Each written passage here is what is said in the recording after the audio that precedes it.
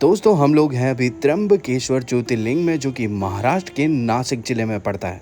कहते हैं कि गौतम ऋषि ने गो हत्या के पाप को कम करने के लिए यहाँ पे भगवान शिव की आराधना की थी और भगवान शिव ने उनके कठोर तप से प्रसन्न होकर के उन्हें यहाँ पर दर्शन दिए थे। और दर्शन देने के साथ में भगवान शिव ने यहाँ पे गंगा को अवतरित होने का वरदान भी दिया था।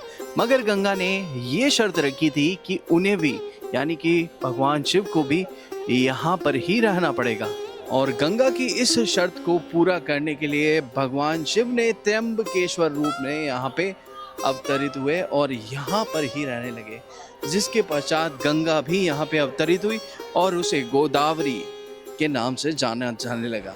तो आइए आज आप लोगों को दर्शन करवाते हैं त्र्यंबकेश्वर के इस अलौकिक और अद्भुत ज्योतिर्लिंग को, जहाँ पे ब्रह्मा, विष्णु और महेश साक्षात रूप में विराजमान है। चलिए शुरू करते हैं। Hello ji guys, good morning and welcome back to Gaurav Soni vlogs. हम लोग हैं अभी महाराष्ट्र में और महाराष्ट्र में हम लोग सह्याद्री के जंगलों में घूम रहे हैं। भाई क्या खूबसूरत नज़ारा है, एक बार ज़रा मेरे साथ एक्सप्लोर करो। ये जो खूबसूरत रोड है ये लेकर जाती है हमें त्र्यंबकेश्वर के लिए, जो कि नासिक से आ रही है। और ज़रा ये नज़ारे देखो यार, खूबसूरत वाटरफॉल्स बह रहे हैं। इतने ऊंचे ऊंचे वाटरफॉल्स हैं और एक दो नहीं, बहुत सारे वाटरफॉल्स हैं। और उन पहाड़ों का नाम है अंजनेरी, जहाँ पे हनुमान जी का जन्म हुआ था। हम लोग अभी वहाँ जाएंगे, बट उससे पहले हम लोग जा रहे हैं त्र्यंबकेश्वर। और यकीन मानिएगा कि महाराष्ट्र बहुत खूबसूरत है। जब से हम आए हैं यहाँ से नज़रें नहीं हट रही है। अभी जाते हैं त्र्यंबकेश्वर और त्र्यंबकेश्वर जाकर के हम लोग भगवान शिव के दर्शन करते हैं। चलो चला जाए। दोस्तों ये त्र्यंबकेश्वर का मुख्य बाज़ार है। इसी बाज़ार के थ्रू हम लोग त्र्यंबकेश्वर मंदिर की तरफ बढ़ रहे हैं। सामने ही हमें दिखाई दे रहा है त्र्यंबकेश्वर मंदिर। जस्ट अगर आप सामने देखोगे तो ये त्र्यंबकेश्वर मंदिर है और इसी के ऊपर बह रहे हैं अनगिनत बड़े बड़े झरने। और ये महाराष्ट्र की खूबसूरती है। यहाँ आपको झरने, ग्रीनरी भर भर के मिलेगी। सामने बड़ा शानदार सा वो बड़ा सा मंदिर दिख रहा है। मैं इस वक्त त्र्यंबकेश्वर मंदिर के बाहर हूँ और यहाँ की पवित्रता, शांति और भक्ति का माहौल आपको स्क्रीन के उस पार भी महसूस होगा। आइए शुरू करते हैं ये आध्यात्मिक यात्रा। दोस्तों अगर आपको वीआईपी दर्शन करने हैं तो आपको मेन गेट से एंट्री मिलती है, जहाँ पे हम लोग अभी खड़े थे। मगर अगर आपको नॉर्मल दर्शन करने हैं तो आपको इस तरह से जाना पड़ेगा।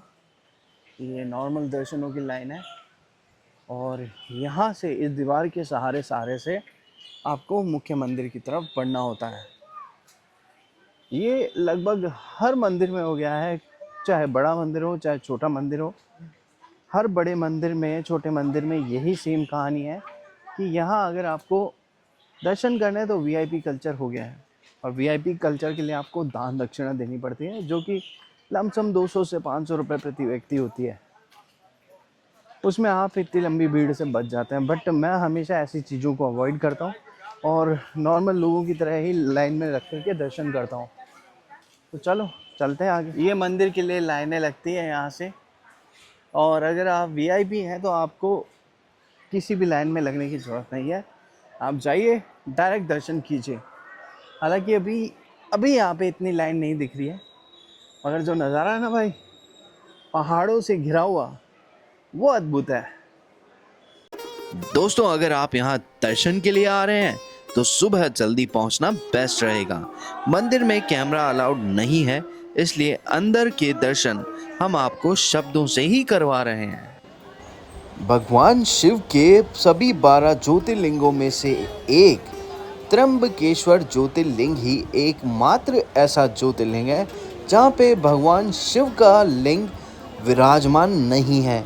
यहाँ पे ब्रह्मा, विष्णु, महेश तीनों की पूजा की जाती है और यहाँ पे बारी बारी से श्रृंगार होता है ब्रह्मा, विष्णु, महेश का। दिन के 11 बजे से लेकर के 12:30 बजे तक मंदिर के पट बंद रहते हैं। अगर आप दर्शन कर रहे हैं तो ये बात आप ज़रूर से ध्यान में रखिएगा कि 11 बजे से पहले के दर्शन करें अथवा 12:30 बजे के बाद के दर्शन करें।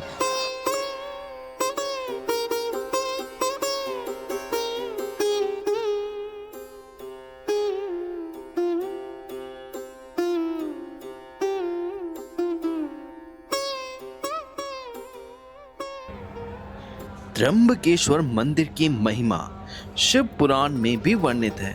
यहाँ भगवान शिव के साथ साथ ब्रह्मा और विष्णु के भी दर्शन होते हैं। मंदिर में स्थित ज्योतिर्लिंग 3 मुखी है जो तीनों देवताओं का प्रतीक है। ये मंदिर गोदावरी नदी के उद्भव स्थल के रूप में भी जाना जाता है। गोदावरी को दक्षिण गंगा भी कहा जाता है। मंदिर का आर्किटेक्चर ब्लैक स्टोन से बना हुआ है और पेशवा काल की कला का एक बेहतरीन नमूना है। बाहर आपको पंडित जी मिलेंगे जो रुद्र अभिषेक और नारायण नागबलि पूजा भी करवाते हैं।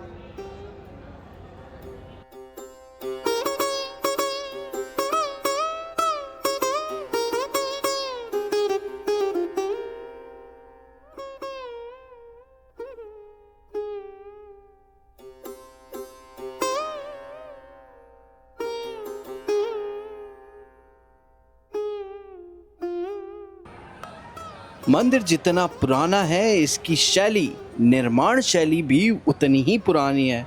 लगभग 1200-1300 वर्ष पुराना ये त्र्यंबकेश्वर मंदिर बताया जाता है और पेशवाओं के समय, मराठाओं के समय इस मंदिर में महती निर्माण किए गए हैं और इसको देखने के लिए पूरे भारतवर्ष से लोग यहाँ आते हैं।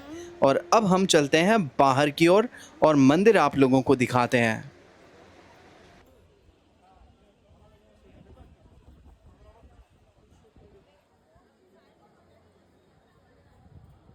वर्तमान मंदिर का निर्माण पेशवा काल में हुआ था, खासकर नाना साहेब पेशवा के समय।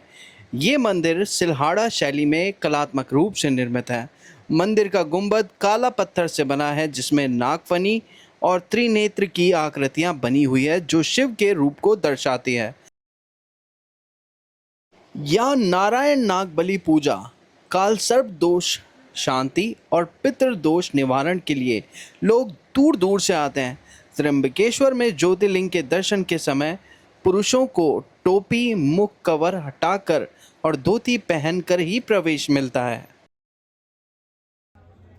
हर 12 साल में यहाँ सिंहस्थ कुंभ मेला लगता है। नासिक और त्र्यंबक में मिलकर यहाँ विश्व का सबसे बड़ा धार्मिक उत्सव मनाया जाता है और इसको मनाने और देखने के लिए पूरे भारतवर्ष से दर्शनार्थियों का पूरा मेला लगता है। इस मंदिर के चारों तरफ इस तरह की बड़ी लगभग 10 फीट ऊंची दीवारें हैं और ये पूरे मंदिर को घेर करके बनाई गई है और दूर से देखने पर ये किसी किले की तरह प्रतीत होती है। चारों तरफ अगर आप निगाह फिरा के देखेंगे तो बड़े बड़े माउंटेन्स हैं सह्याद्री के और इनके बीच शान से खड़ा त्र्यंबकेश्वर मंदिर। यहाँ पे पल भर में मौसम कब चेंज हो जाता है पता नहीं पड़ता और कब बारिश चालू हो जाती है ये भी पता नहीं चलता। त्र्यंबकेश्वर मंदिर के जस्ट पीछे ही अगर आप देखोगे तो बड़े बड़े झरने बह रहे हैं और ये जो पर्वत है ये है ब्रह्मागिरी पर्वत और ये पर्वत मानो भगवान शिव का अभिषेक कर रहा हो इनके खूबसूरत झरनों से। दोस्तों सामने ही आपको ब्रह्मागिरी पर्वत दिख रहा होगा। ये पवित्र पर्वत है जो त्र्यंबकेश्वर महाराष्ट्र में ही है। ये पर्वत गोदावरी नदी का उद्गम स्थल माना जाता है। इसका गहरा धार्मिक महत्व है क्योंकि यहाँ से निकलती है गोदावरी और गोदावरी को दक्षिण गंगा भी कहा जाता है। ब्रह्मागिरी पर्वत को भगवान शिवा और ब्रह्मा जी से जुड़ा हुआ स्थान मानते हैं। पर्वत पर चढ़ाई करते समय कई पवित्र स्थल मिलते हैं जैसे गंगा द्वार, राम लक्ष्मण टप्पा और गोदावरी उद्गम कुंड और यहाँ पर जाने के लिए आपको लगभग 4 घंटे का ट्रैक करके जाना पड़ता है। ऐसे तो घूमने के लिए त्र्यंबकेश्वर में बहुत सारी जगह है, आपके लिए पूरा एक दिन कम पड़ जाएगा और हमारे पास है टाइम की शॉर्टेज, तो हम सिर्फ त्र्यंबकेश्वर मंदिर के दर्शन कर रहे हैं और साथ के साथ में हमने ब्रह्मागिरी पर्वत को भी यहीं से निहार लिया है। अब हमारी जो आगे की जर्नी है वो जाएगी अंजनागिरी पर्वत जहाँ पे हनुमान जी का जन्म हुआ था, तो वहाँ चल रहे हैं। दोस्तों ये थे त्र्यंबकेश्वर यानी कि तीनों लोकों के स्वामी ब्रह्मा विष्णु महेश और स्वयंभू शिव। उनका ये मंदिर जो कि बहुत पुराना है, बहुत ही पुराना। और यहाँ पे भक्तों की कतार लगती है। 12 ज्योतिर्लिंगों में से एक। इनके दर्शन हमने आप लोगों को इस एपिसोड में करवाए। और अभी हम लोग निकल रहे हैं बाहर के लिए। बाहर निकलने के लिए भी ये सेम रास्ता है। इसी रास्ते से आप बाहर निकलते हैं जहाँ से वीआईपी दर्शन होते हैं। तो चलिए, आज के इस एपिसोड में आप लोगों ने देखे 12 ज्योतिर्लिंगों में से एक भगवान शिव का ज्योतिर्लिंग, जहाँ पे ब्रह्मा विष्णु महेश तीनों विराजमान हैं।